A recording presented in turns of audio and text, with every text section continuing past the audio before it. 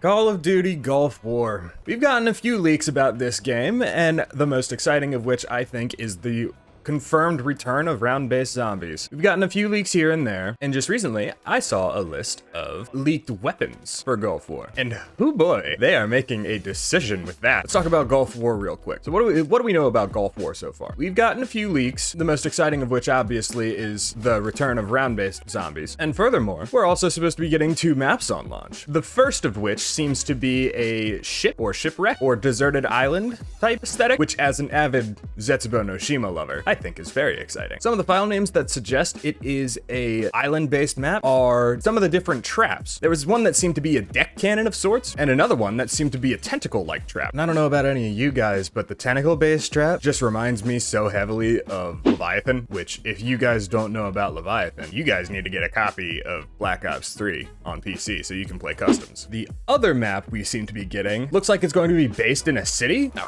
come over here, okay, all right. If you know anything about old canceled maps, there was a rumor that always went around that there was a map set in Paris that was canceled. Some of the file names for the city map seem to suggest a verticality of sorts, and while that may be reminiscent of Die Rise, Mr. T. Lexify, thank you for remaking the worst map of all time, I think what would be more interesting is if we got a Paris map finally. Now, of course, there's not too many vertical elements to a lot of European cities. High-rises and skyscrapers are usually the territory of American and Asian cities. There's nothing saying they can't have verticality on the same scale as something like Maurit or Totem. It's been said over and over again, but I'm here to repeat it as well. Transit was a experiment on using large map features, and Die Rise was an experiment on vertical map features. Both of them were travesties and completely awful. But I do think that Zelensky was on to something with experimenting in verticality. That's something that Zombies usually doesn't step its feet into, since most players really rely on having a large open field to train zombies in. Putting on the back foot and having you have to climb around a map is a lot more interesting than people give it credit for, while at the same time being absolutely excruciating to deal with. Is it very likely that this city map will be based in Paris? I don't think so, considering that a Gulf War wouldn't suggest a lot of European. Really? I got Tombstone again? Having the map be based in Paris is kinda unlikely, in my opinion, considering that the Gulf War suggests a focus on Vietnam and America. But in the same vein that BO3 focused on the future, Shadows of Evil just didn't focus on anything from that time period. So it's absolutely not unreasonable to suspect that we could have a different time and setting for a zombies map rather than what we see in the campaign. That's about as much as we know about our maps so far. A little birdie sent me a list of all of the confirmed weapons that are going to be in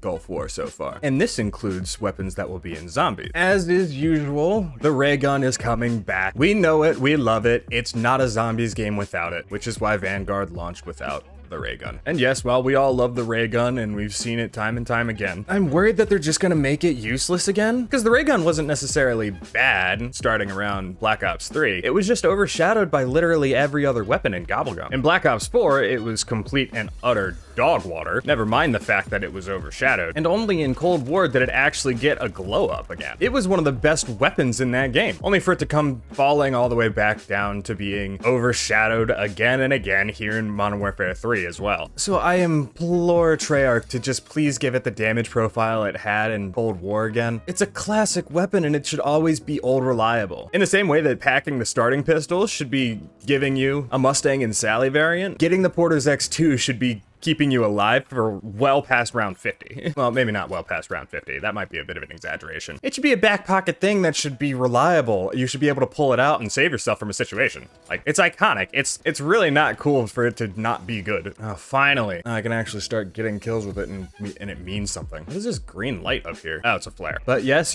everybody is happy that the ray gun's returning. What we didn't see on the list was the Wunderwaffe, which is a bit of a surprise. I feel like they could easily just port the Wunderwaffe over into that game. But what nobody was expecting was the only other wonder weapon they had in the program files was the jet gun. Yes, the one and only jet gun. All right, let's duke it out. Get fucked. Yes, the jet gun. The jet gun is coming back, which is kind of funny when you think about it, because the Scorcher is literally just a reworked and better jet gun. Hey, monkey. So unless the jet gun is as good as it was in the custom map MWIII, I really don't see a point in it coming back. If it gets the jump ability that the Scorcher and the MWIII jet gun had, and then they put it on the vertical map, the vertical city map that they're building, now that I could see being exceptionally fun and very useful. So alongside the ray gun and the jet gun, we also have a whole list of what weapons will be in Gulf War already, and we have some of the usual suspects. Some of the highlights are the all-time great AK-74, a big return for the FN-FAL, another Remington shotgun, the L-96, the Dragunov is also making an appearance, the MAX-7, or the 5.7 is showing its face. The Makarov is making a return. We're getting ourselves a Beretta M9. However, noticeably absent from this list is a Colt M1911, which is a damn shame. So we're getting a lot of fun weapons back, but we're also missing some core players, which is sad, but what can you do? Okay, this is not cool. Wait, hold on. That's clutch. Really can't afford to be running into walls. Whoa, whoa, whoa, whoa, whoa, whoa, whoa, whoa, whoa, whoa, whoa, whoa, whoa, hey, whoa, whoa, whoa, whoa, whoa, whoa, whoa, whoa. Okay, all right, stop. Not all right. Wow. Oh, shit, back off, please, back off, please, go away. Okay, fine, I get it, you're mad. Jeez, no need to get physical about it. Of course, there's a mega bomb outside too, huh? Back, beast, away, monster. Oh, and I still don't have enough for the triple. Oh, this is so sad. Away, monster, away. With you! Don't touch me. All right, finally. Not cool. And I get nothing for my efforts. Of course not. Tier 3, how I despise thee. You are fast. Why do I do this to myself? It's so stressful being here. I'm just trying to chat. So we know a few things. As far as I'm aware, there's only one more big thing we know about Gulf War, and that is that the Gobblegum system is supposed to be making a comeback. I need one more kill, and then I'll go finish it. Come on. Oh, that works. Shoot! Back off, please. That was a bad idea. Shocker. Me making bad choices? Never heard of it. You can't prove anything. There's no such thing as me making bad choices. I don't know what you're talking about. This helps. Yes.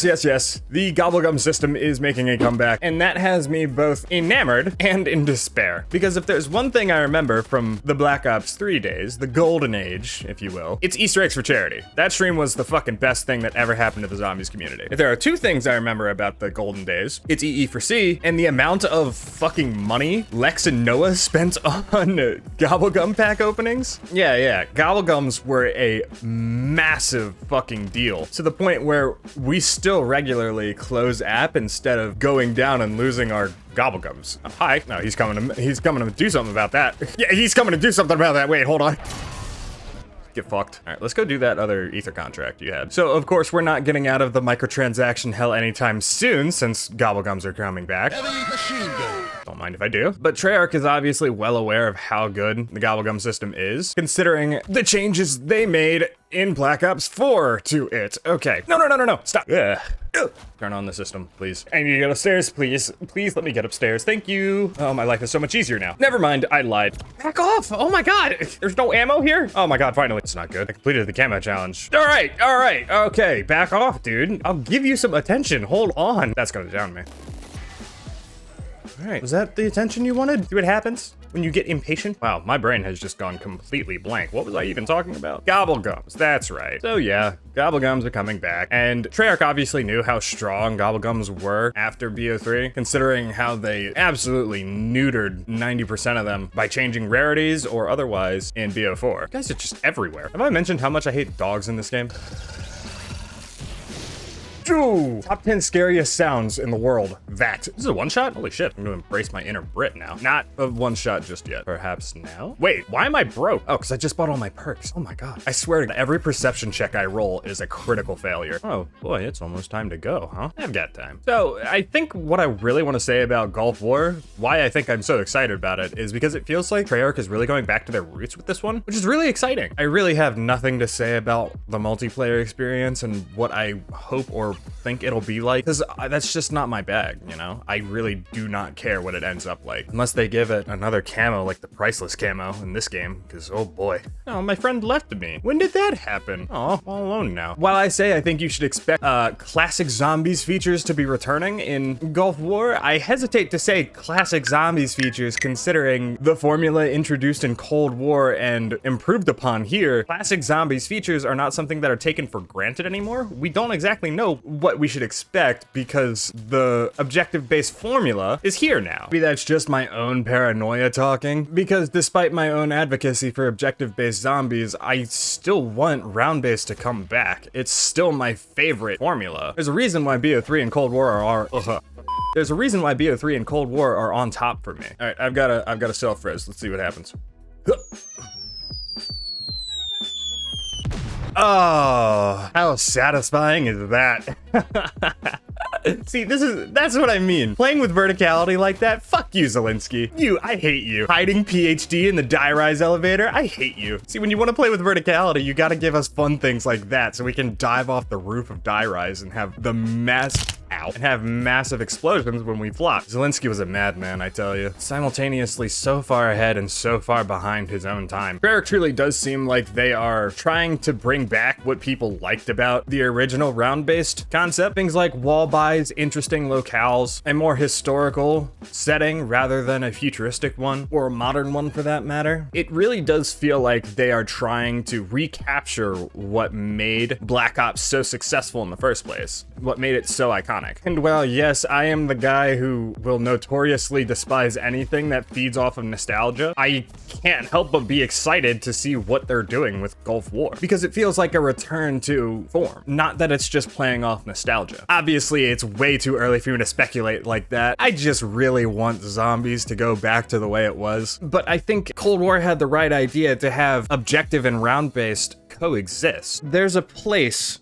for objective-based zombies in this world. I fully believe that. The success of this game so far has proven that more than Outbreak ever could have. But here's my take. Here's what I think is going to make or break Gulf War in most people's eyes. It's how they deal with the aesthetic. The Ethereum aesthetic is absolutely iconic. And by the Ether aesthetic, I'm mostly referring to things like the Primus and Ultimus crews. The reboot we got from Origins was such a shock to the system that it's still rippling to this day. If somebody's talking about zombies in any capacity, it's pretty much a given that Origins is gonna be in the conversation. And that's just because it has so much character. Yeah, the map is gray as fuck and really boring to look at sometimes. Ooh, there we go, cool, excuse you. But getting to wield such powerful weapons in the form of the stabs is really hard to compare to. And while that's not necessarily the classic zombies format, it's what people expect these days. The gold standard is Black Ops 3, and Origins is in a direct lineage with it. Maps that are also commonly put in the top 5, like Shadows and DE, are there because they were built on the back of Origins. Zombies wouldn't be where it is today without Origins. And I think that Treyarch is realizing that.